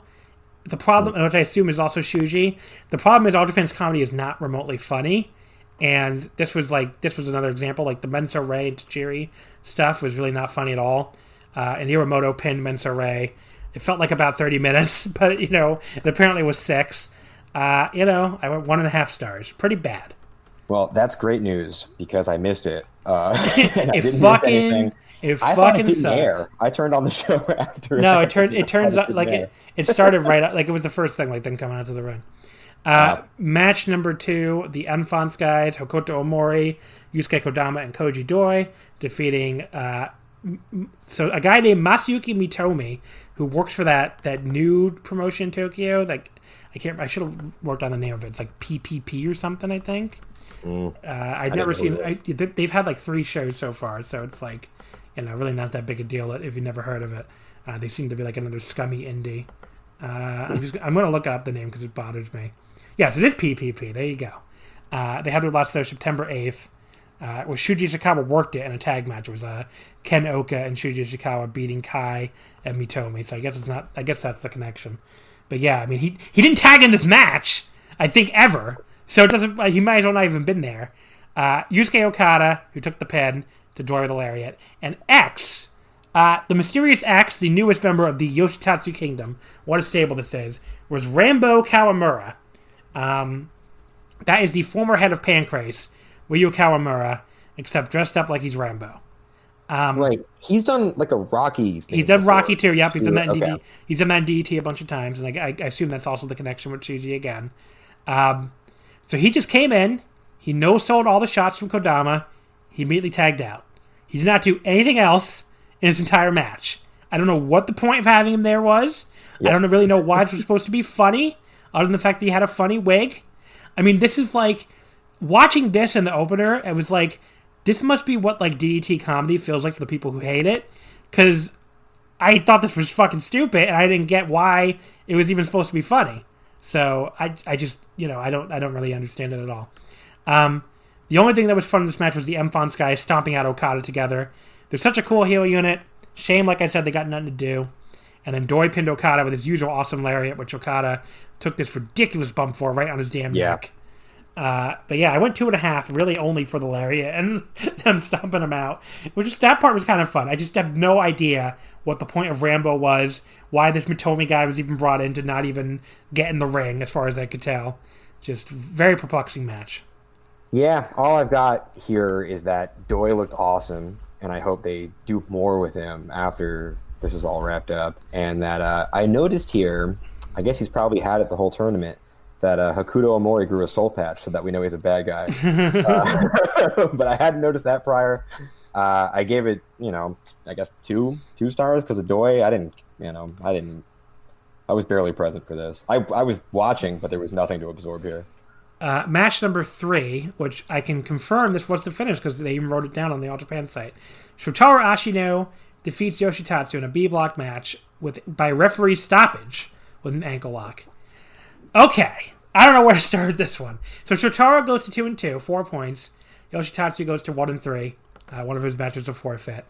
So Shotaro, technically the winner of this was going to stay alive because in the very unlikely event of a double DQ or double countout in the main event, with Kento and Shuji. That would have forced a 4-way tie with the winner of this match in Yuma. But basically, for all intents and purposes, Shotaro was done, which sucks. Because it's like, why even bother bringing him in then? What was the point? We got this like big shoulder block exchange toward the start, which Yoshitatsu wins, despite the fact that he's still got the DDP circa 1998 like giant tape around his entire midsection. They brawl on the outside for a little while. They go back and forth in the ring. Nothing really all that exciting or interesting. Yoshitatsu's middle kicks and like a swinging DDT comeback was pretty good. Ashino got little to stand out here, which is the story of his entire tournament, honestly. Ashino finally gets the rolling Germans, which felt like the first notable piece of offense for him in the match. And then we get the finish. So Joe Lanza on his flagship Patreon thing, he admitted he missed this, I guess, because if you look away for a second, you'll miss what actually happened at the end here. It was that quick, and I'm not trying to call him out here. I just wanted to mention it because if people heard that Patreon audio already, what I say might sound a little confusing, but this is what happened, and the All Japan website confirms it was a referee stoppage. It says that on the website. So Ashino, he puts Yoshitatsu in this high angle Boston Crab. That makes sense because he's worked over Yoshi's back, and Yoshi is all taped up. He has his back injury, whether that's work or shoot, throughout the entire tournament. That makes sense. Yoshi struggles for a long time. He's finally able to crawl through the ropes, just as we get the 10-minute call. The referee, though, he, for some reason, does not actually force Ashino to let go of the hold completely. The referee doesn't start counting to 5. He doesn't tell him to let go or anything. He just kind of looks at him. Ashino, without letting go of Yoshi at any point, switches to an ankle lock, which I know is a submission finisher, and the referee immediately stops the match. What the fuck? What? So not only is that ridiculous, but it was not clear at all. I think I felt the same way Joe did.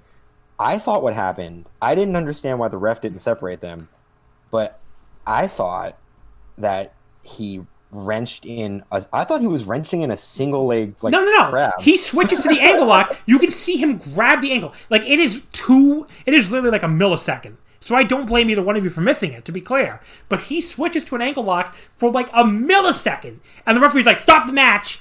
I'm like, the ankle's the only part of Yoshitatsu's body that's not injured. Okay. So the referee, who should have been fucking telling him to let go of the hold. It's a rope break, sir. You have to let go. Instead, the referee sees this man switch to a incredibly less painful hold for this injury and immediately decides to stop the match. That is one of the dumbest finishes I have ever seen in a professional wrestling match, especially a Japanese wrestling match. I wish I never heard this, because the only thing I liked about the match was that he won by like wrenching what I thought was a single leg crab, a high angle single crab, and I thought Yoshitatsu like screamed and tapped. But it ends up the only thing I like about the match I practically imagined.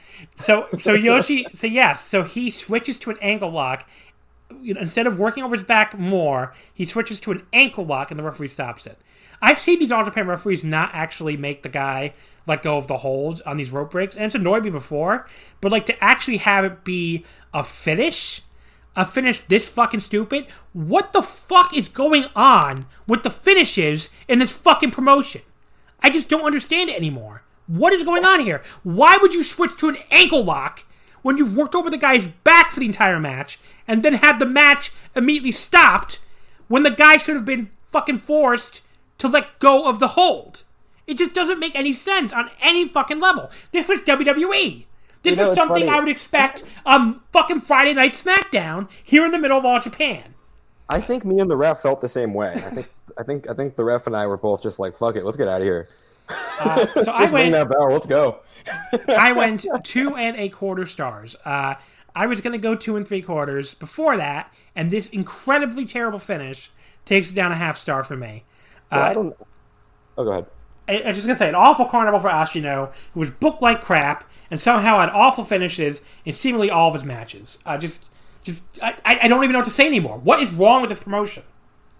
Well, what's interesting here is I'm way higher on Ashino than than you are, which is crazy. I love Ashino usually. I love the guy. On the tournament. Which is crazy because I didn't particularly love any of his matches, and I still went way higher than you seem to. And even on this match, I don't know what to give it anymore because the only thing I was scoring it on didn't happen. So I don't know. I honestly, I went because I heard Joe's audio, and well, actually, no, Joe said even before I listened to it that he had got that wrong or something when I explained the finish in the Slack.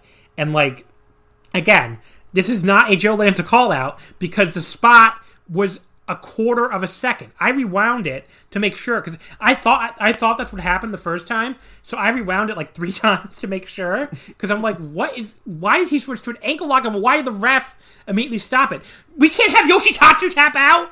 We have to protect the fucking Hawaii Intercontinental fucking champion or whatever the hell he is. Where everyone's tapping out every night. It's just so... Every match is a rando submission. And Yoshitatsu can't tap out to Ashino. Like, this is just so fucking stupid. And, I probably should move on at this point, but, like, so I switched... I rewound it, like, 3 times to make sure. And the All Japan website does say, if you do the English... If you translate to English, even machine translation gets it.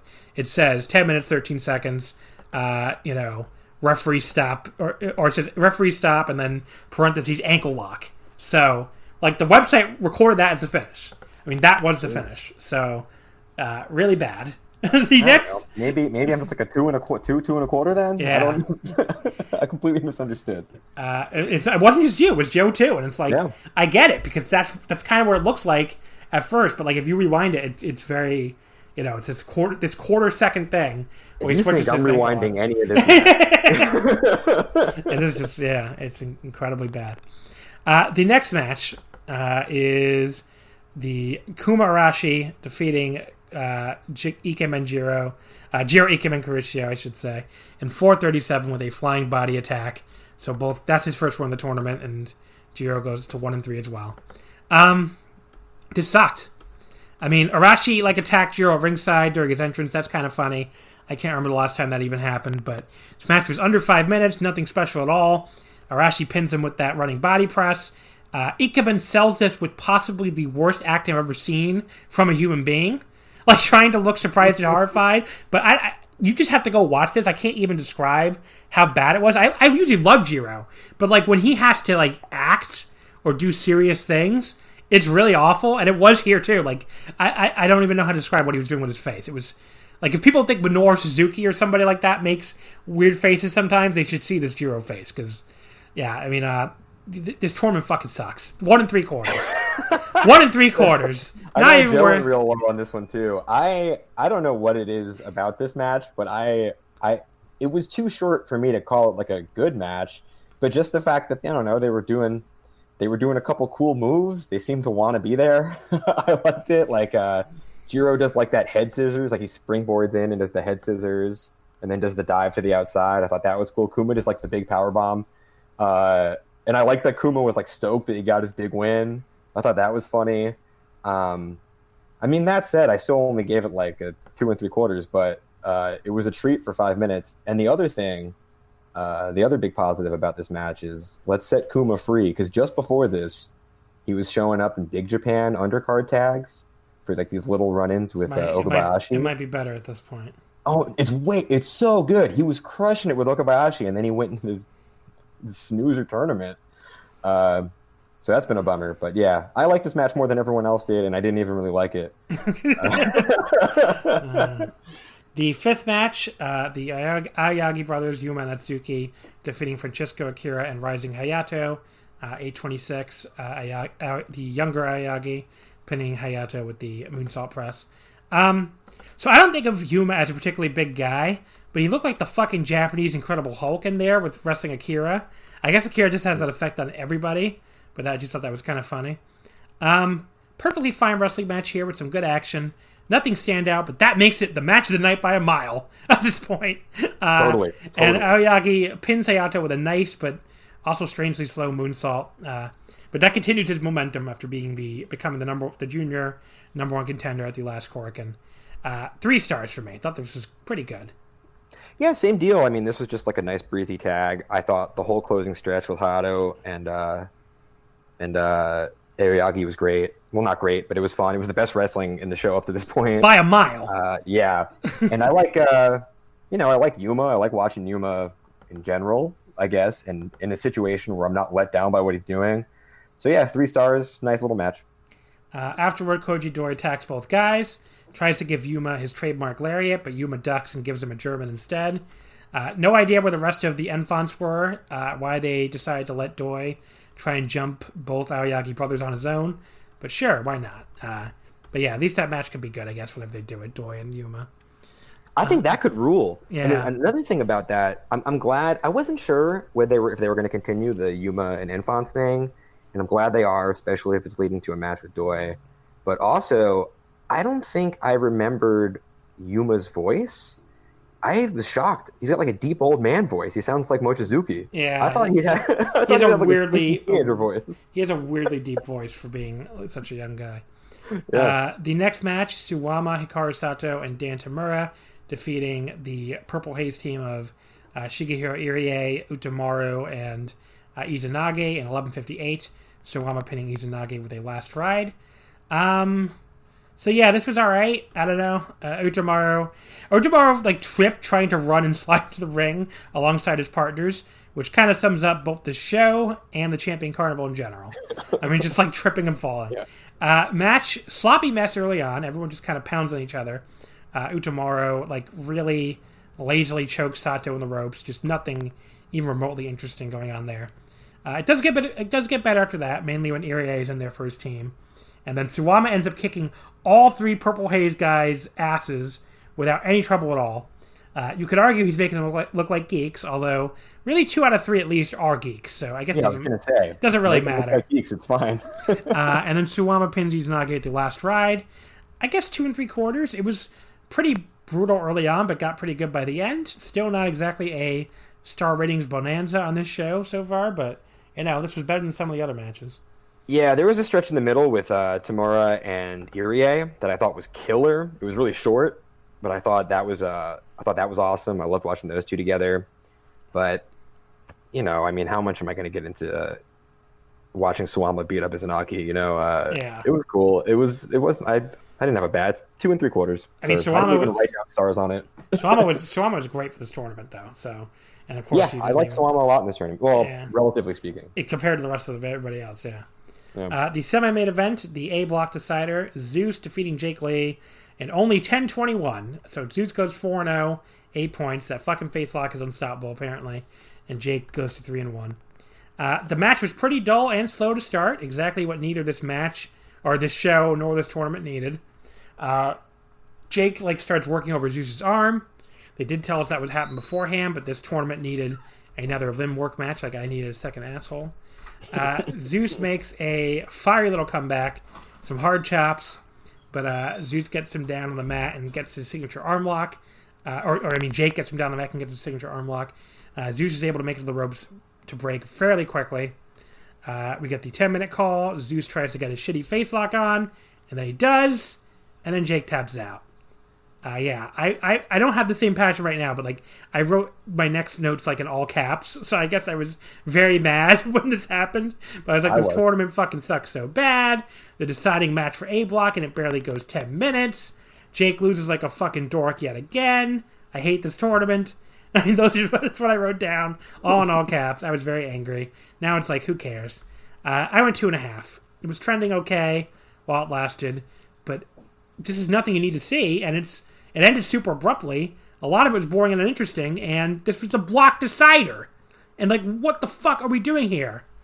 Yeah, looking at the card when the other matches sucked, I was like, okay, well, everyone's just saving it for the last 2 matches. They're the only matches that matter anyway. And this match starts, and I'm, getting myself hype. I'm like, Zeus is going to try this time. And it looks like they're following the model of the Jake Suwama match that I liked. Where Zeus is overpowering him, but he's slowly able to work the arm, and Zeus is eventually selling the arm, and Jake's beginning to open him up for those big chest kicks, the running knee and everything. And I'm starting to really get into it, and I'm like, hell yeah, these 2 are going for it. And then the way you described that ending is exactly how when you were like, and then I guess he goes for that shitty neck crank. And then he gets the shitty neck crank and he wins. Like, that's how I felt when I was watching it. Like when he locked it in, I thought, like, okay, Jake's going to fight out of this. Yeah, and then Jake's like, tap, tap, tap. I'm just like, what the fuck? I was so fucking mad. Exactly. I was like, why are they doing this to me? Why? I watched this whole thing. I was like, why did I watch? Slept in a month. It's one of those things where it's like, why did I watch this tournament? Why am I watching this company? It was just like, just horrible, just absolutely horrible. And like, this isn't even one of the worst matches. It's just the most like, you're trying to upset me. I was like, All Japan, you're trying to upset me. There's no other reason you would do this. That's how I felt too. The main event, the other block decider, Kento Miyahara defeats Shuji Ishikawa, so he goes to 3-1, and Shuji ends at 2-2. It was 20:56, shut down German. I mean, look, this was good. I don't want to say this was bad. At least it felt remotely worthy of being a block deciding match, unlike the fucking last match. It just was not a great match to me. And, we can talk about, like, look, it starts out fast. Shuji goes right at Kento. Nice change of pace to see somebody look like they were trying. He sends him packing with this big clothesline. But then Kento, God forbid we go one Kento Miyahara match without him doing the 10-hour choking against the post while making stupid faces spot so Wada can break it up. If we missed out on that one time, even in a super important block deciding match in the Champion Carnival, the world would end, I guess. The siege would rise even faster than they're currently rising, and the moon would fall from the sky because we had to have it. So once again, they did the spot. It's the only thing putting people in that building. I guess so. Him and Wada. It's just the best feud in the company. The only feud in the company. Right. It feels like. I mean, it's like that and Kojidor and Yuma, I guess. Just horrible. So yeah, that's so fucking stupid. They elbow each other at the 10-minute call. Shuji throws this super weak lariat to Kento from inside the ring while Kento's on the apron. I don't know what was up with that. But thankfully he did follow it up with a sick Fire Thunder driver to Kento on the apron. That looked really cool. That was awesome, yeah. About time we got something awesome on this match and show. The match slowed down a little bit after that, but then Kento did come back with some offense. And then Shuji gets a big Snapdragon suplex and then the giant knee for a close 2 count. He follows up with the Fire Thunder driver again. Kento kicks out 2.9. And then we go into Super Kento territory. Shuji hits the Fire Thunder again. He follows up with the Splash Mountain. And somehow after all that, Kento kicks out yet again. I'm really tired of Shuji killing all of his own moves. Because, he used to win matches with these moves. And it's like, he never beats anybody with any of them anymore. Yeah, and it wasn't even a big deal that Kento... Right, everyone's kicked out of the Splash Mountain already. Ashino, who's been practically buried in this tournament, kicked out of the Splash Mountain. Yeah. Kento comes back, and Kento just kind of just fucking hits the shutdown German wins. And that's it made the closing stretch feel really flat to me, because it's this is all of his matches now. He takes a million moves in a row, and he's like, okay, I'm done, and just hits the shutdown German, and that's it. And no one can ever kick out of that. I feel like 3.5 is what I went on this, and I feel like that might even be high, just because it's at least I watched 2 people try and have a fucking match that feels like it could remotely be in the Champion Carnival. So that's the result, the rating I ended up with. But one of the best matches of the tournament, which is pretty sad, and it's not enough, even close to enough, to save yet another dire Champion Carnival show. Probably not the worst of the tournament, again, because this tournament has been so bad, but you're talking 4 out of 5 shows that I would actively tell you not to watch. The only show in this tournament that's worth watching is Night 4 Korakuen. That is it. I didn't hate 3 as much as you did. 3 was all right. I wouldn't tell anyone to watch it, but 3 was all the worst time. Yeah. 3 was probably the second best, but I mean, Nights 1 and 2 were pretty bad. This show was pretty bad. The show was pretty bad. Yeah, this show might have been my least favorite. I'm thinking. Well, the thing is, the expectations were there. It was the block finals. It should have been great. Because I've seen a lot of other people say this isn't their least favorite. So maybe that's maybe that's influencing me. But I just, this show was long, kind of, for this tournament, and just filled with garbage on the undercard, absolute garbage, and the other tournament matches all sucked. Yeah. Yeah, Did you find a lot of people actually really liked this main event? I found there were people that were going higher than us. Yeah, I think. What'd you give it? I walked away from it feeling the same way you did, like that they went main event style, like went big. So I got to give it 3.5. But I didn't have, like, I had more fun watching like Jiro and Suwama than I did watching this match. So does that mean I like maybe that match was better, and I gave that match 3.25. So that made me knock this down to 3.25. I did give Jiro Suwama 3.5 as well. So, and it was close for me. But yeah. Yeah. But also like I was doubly excited for this match because I liked Kenta Yuma more than most people did too. Like I thought that was a great match. I thought that was the only great match in the tournament, and I thought Kento was like enough's enough. Like that was my match of the tournament too. Oh yeah, mine too. 4 stars. So let's get to our top 5. I guess that's a good transition. But yeah, don't watch the show. Maybe watch the main event if you feel like you have 22 minutes. Maybe you'll like it more than we did. I mean, 3.5 is not a bad match, obviously. No, I didn't think it was a bad match. Yeah. It just wasn't a Kento big match. Like I still think Kento. I'm not burnt out on Kento. I'm not. I know a lot of people are, and I totally get it. I'm pretty burnt out on Kento now. Especially after this fucking tournament. Like every Kento complaint, I'm totally blind to. When people get mad about the knees, I'm like, more knees. Feed me the knees. But no, this match did not do it for me. He has to retire that fucking post spot. Like, he has to do it before I lose my fucking mind. I'll grant you that. The post spot's a bit much. So the final standings, Block A, Zeus wins, going 4-0 with 8 points with his shitty chin lock. Jake Lee, 3-1 with 6 points, and you got 3 guys at 1-3, Suwama, Kuma, and Jiro. Block B, Kento wins at 3-1 with 6 points. Then you have Shuji, Yuma, and Ashino all at 2-2, and Yoshitatsu in last place with 1-3. My top 5 matches of the tournament. Well, we can both do this, I guess. Yeah. 5th place, I went with Suwama and Jiro from the A block on night 2, which was 3.5 stars. I actually, looking at my list now, I've got 3 matches here, and I wrote choose one later. Okay. But I'm going to go with you and say Suwama Jiro. That match didn't get enough credit. That was a good match. 4th place, I went with Kento and Shuji from this show on night 5. I went with 3.5. 4th place, I went Yuma Suwama. I went Yuma Ashino. I went 3.5. I think I might have been the high guy in that one. Yeah, I'll give that 2.5. So, third place, Jake Lee and Suwama from the A block, night 3, 3.5. That's funny. I rewatched Lee Suwama today because I had it second and I didn't remember it that well.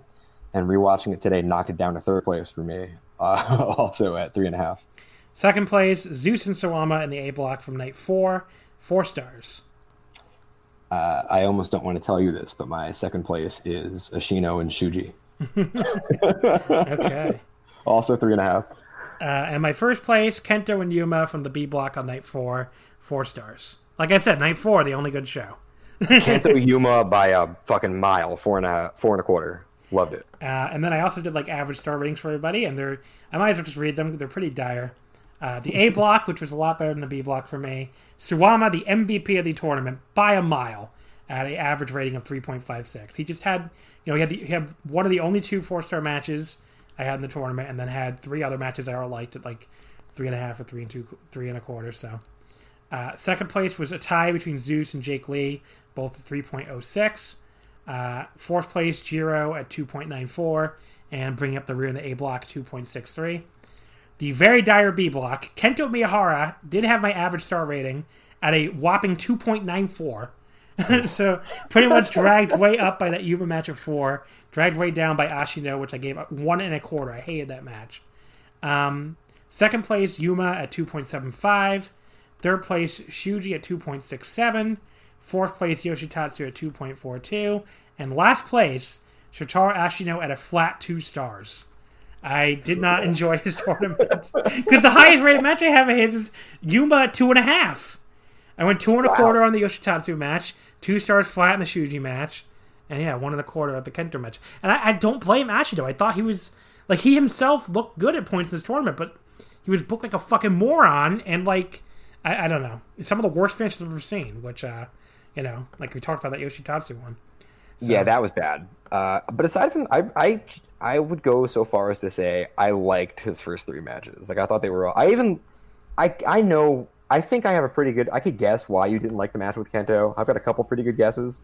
Well, I will say you could listen on patreon.com/Wrestling Omakase, where I John, I became a Patreon subscriber this week. I did notice that. So yes, you can hear me break it all down on the Patreon. I think that was a Patreon show. I think night 3 was. I think so. Yeah. I don't know if I heard that one. But yeah, I even like that one. Again, I could just be desperate for anything. Okay. Throwing 3 stars at anything I didn't hate. But yeah, I was into his tournament. Or his tournament, not this tournament. Fucking god-awful, terrible Champion Carnival. I said this on the Voice of Wrestling Discord yesterday. This may have been the worst, major league heavyweight tournament I've ever watched start to finish. I can't, in Japan, I mean. I really can't think of a worse one. I was trying to think I've actively followed, nothing comes close. Yeah. Nothing. And I've watched a lot of tournaments.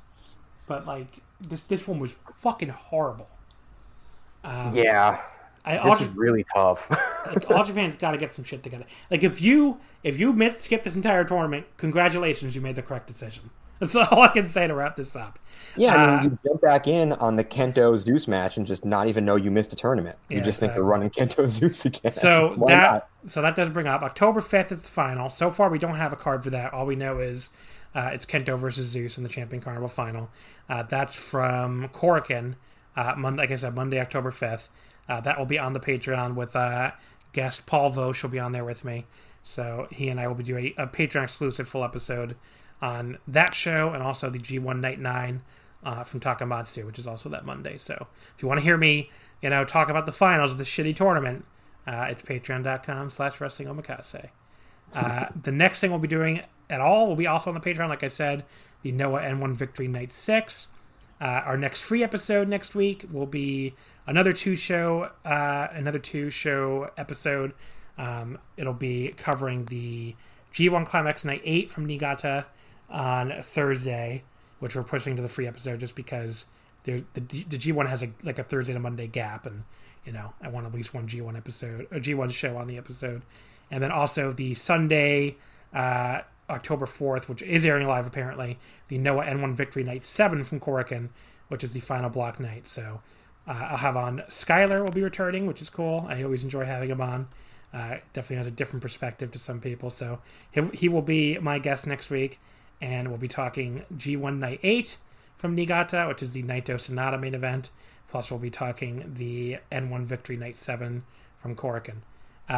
And like I said, on patreon.com/Wrestling Omakase, only $5 if you want to hear all of our upcoming audio this week.